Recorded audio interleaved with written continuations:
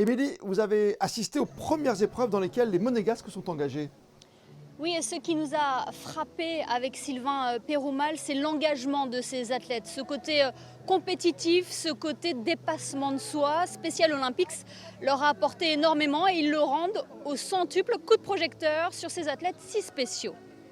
Ils s'appellent Alban, Thibaut, Saïma ou encore Grégory. Que cela soit leur premier jeu ou une énième expérience dans ce rendez-vous mondial, ils sont tous animés par cette soif de vaincre, l'envie de donner le meilleur d'eux-mêmes, la parfaite illustration du message que souhaite transmettre Special Olympics et que relaie l'antenne monégasque depuis près de 50 ans maintenant.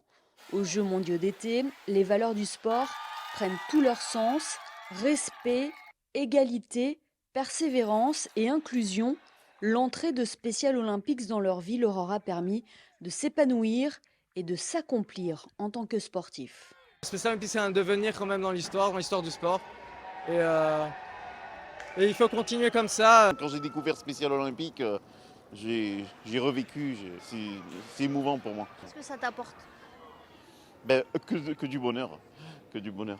De la joie, de l'émotion et de la sensation. Ça représente de l'enthousiasme, de la joie de pouvoir disputer cette compétition à Berlin. À Berlin, c'est bien les Jeux, tu sais, Mehdi. Moi, je suis très content de venir aux Jeux à Berlin et je retournerai peut-être un jour. Premier témoin de l'effet de la pratique du sport sur le comportement de ces jeunes, les parents. Certains ont fait le déplacement en Allemagne pour venir les encourager.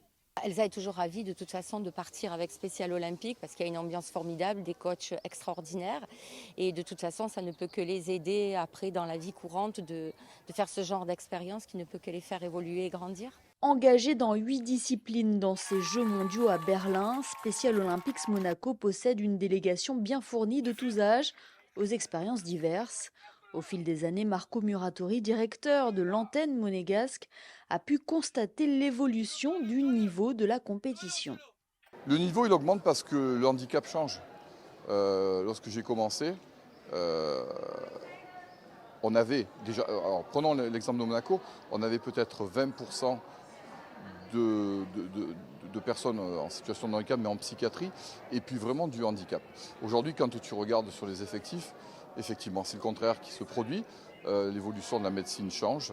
Et on fait partie de l'évolution de la médecine aussi. Donc effectivement, il y a moins de handicap, plus de malades mentaux. Alors effectivement, les niveaux montent, la prise en charge est différente et le sport est différent aussi. Dernièrement, son Altesse Sérénissime, le prince Albert II, faisait état de la vitalité du sport en principauté. Le travail effectué par l'équipe sportive de Special Olympics Monaco en est un des reflets. Et la délégation monégasque compte bien porter haut les couleurs du pays lors de cette compétition internationale. Les médailles décrochées salueraient le travail des entraîneurs, mais sacreraient avant tout les efforts accomplis.